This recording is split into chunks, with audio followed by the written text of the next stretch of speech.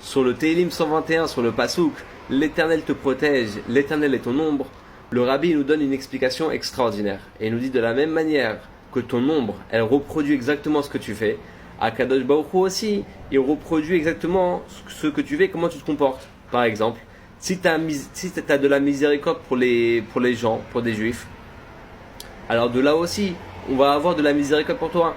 Comme c'est écrit, comme nos sages les ont dit, tout celui qui a pitié des créatures, on aura pitié de lui dans le ciel.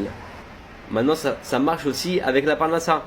Si tu es convaincu à 100% que quoi qu'il arrive, Dieu il va combler tous tes besoins, et pas seulement qu'il va combler tous tes besoins, mais aussi dans la largesse, alors mesure pour mesure, de là-haut, on va te mettre dans des situations où oui, effectivement, Dieu il a comblé tous tes besoins dans la largesse. Ça marche dans le cas contraire.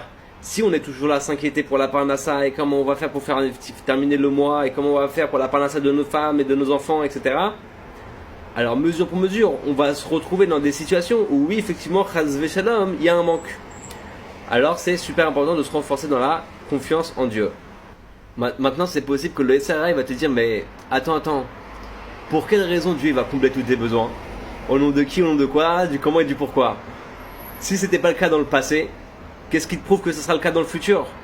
Et à ce SRA là, il faut lui dire que le Rabbi il a dit que d'après la Torah et d'après le Shulchan Aruch, un juif il doit être riche.